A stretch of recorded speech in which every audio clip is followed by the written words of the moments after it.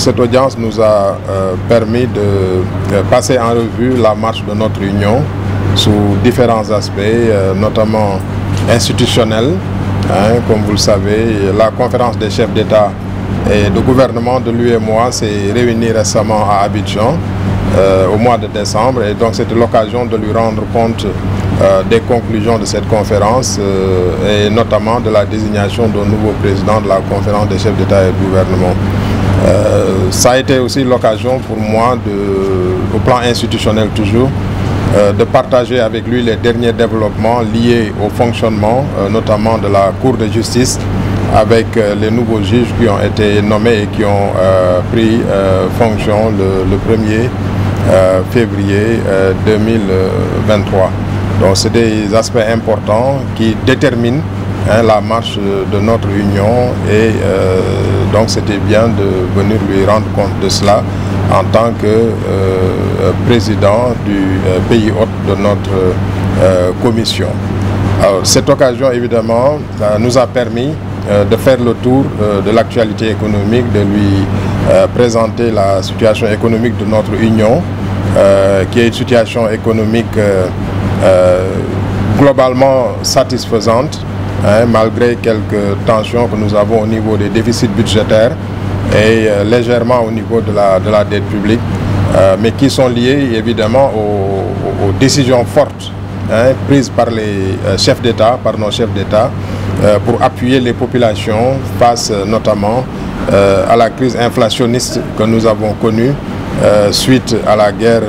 en Ukraine, mais également au dysfonctionnement des chaînes d'approvisionnement au niveau mondial. Donc ce contexte global a, disons, poussé les États pour soulager les populations à prendre un ensemble de mesures qui, évidemment, donc ces mesures ont impacté le déficit budgétaire, également, disons, augmenté le déficit budget, le taux d'endettement de nos États. Mais nous restons, malgré cela, dans une situation qui est globalement positive, gérable, et qui, nous l'espérons, avec les mesures à prendre dans les prochains mois, dans les prochaines années, nous permettront de retrouver en tout cas le cadre macroéconomique compatible avec nos politiques de développement. Alors évidemment, une rencontre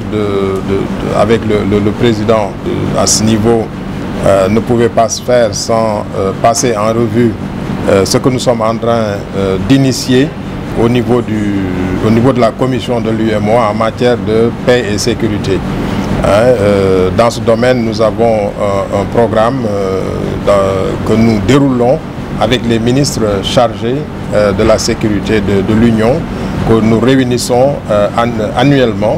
Annuellement, nous les réunissons pour échanger un peu sur les meilleures pratiques, les meilleures politiques pour faire face à cette crise sécuritaire. Cette réunion est également l'occasion pour ces ministres de l'Intérieur d'échanger amplement sur les meilleurs moyens de faire face à ces questions sécuritaires et aux phénomènes terroristes. Alors, et dans cette logique, dans cette dynamique, j'en ai profité bien sûr pour exposer assez rapidement à M. le Président le projet phare que nous sommes en train de dérouler au niveau de la commission de l'UEMOA et qui porte sur l'interconnexion et l'informatisation des postes de police frontaliers. C'est un programme d'envergure qui permettra d'interconnecter les polices aux frontières et ensemble en tout cas d'engager des moyens importants pour lutter contre le phénomène terroriste. Bien sûr, une rencontre de cette nature qui se tient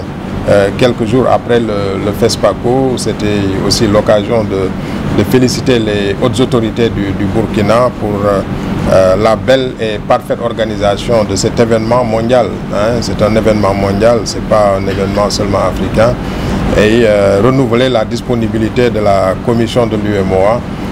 pour accompagner, comme à son habitude, l'organisation de cette manifestation importante. Alors donc au-delà de cela et de façon plus générale, cette audience a vraiment été l'occasion pour nous